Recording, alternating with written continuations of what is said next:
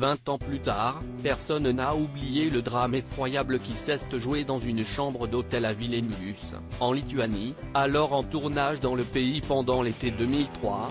Marie Trintignant voit son compagnon, le chanteur Bertrand Cantat, la rejoindre pour quelques jours. Mais leurs relations sont houleuses et lors d'une dispute, dans la nuit du 26 au 27 juillet 2003, celui-ci la roue de coups, jusqu'à la laisser dans un état gravissime. Quelques jours plus tard, rapatriée en France en urgence, la jeune femme décédera à 41 ans, laissant derrière elle une belle carrière et 4 garçons âgés de 16, 10, 7 et 5 ans. Un meurtre pour lequel le chanteur a été condamné à 8 ans de prison, et qui a conclu de la pire des manières une histoire dont les débuts avaient presque des airs de conte de fées. En effet, un an plus tôt, tous les deux avaient vécu un véritable coup de foudre dans un endroit inattendu selon le livre Désir Noir, de Sophie Jeanne, Flammarion. En effet, alors qu'elle est en tournage dans le sud, l'actrice rencontra Anne Cantat, la sœur du chanteur, qui lui propose d'aller voir son frère en concert à Vaison-la-Romaine, en Provence. Lorsque leurs yeux se croisent, l'attirance est immédiate, mais le contexte est compliqué. Marie Trintignant est en couple avec Samuel Benchetritt depuis 8 ans et a, avec lui, un fils, Jules, 4 ans à l'époque, avec lui. Bertrand Cantat, quant à lui, est marié avec Christina Ricci depuis 9 ans. Et la jeune Hongroise, déjà mère de leur petit Milo, 5 ans à l'époque, est enceinte d'Alice, leur fille. Janice et John, le tournage où tout a basculé.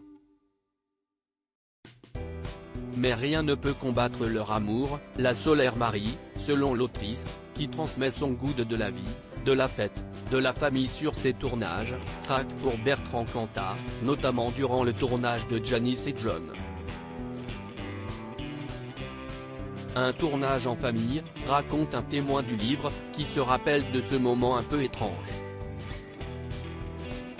En effet, le film est réalisé par Samuel Benchetritt, le compagnon de Marie Trintignant, avec en duo vedette l'actrice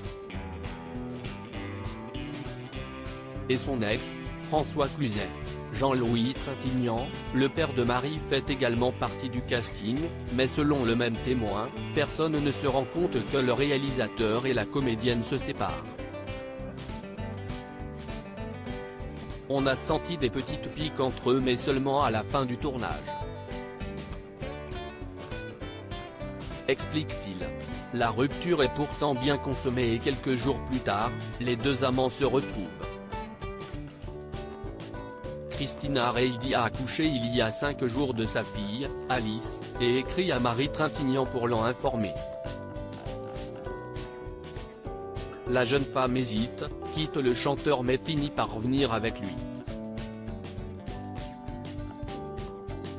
Leur relation est finalement officialisée, d'abord auprès de l'ex-femme du chanteur, qui semble accepter leur relation malgré la jalousie de la jeune femme, puis auprès de leurs amis et de la presse.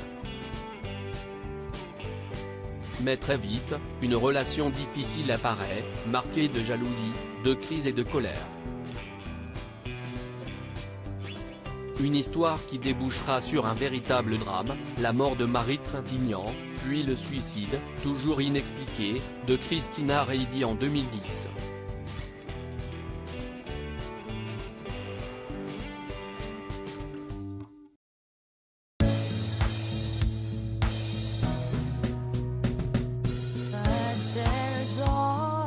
Through the rough times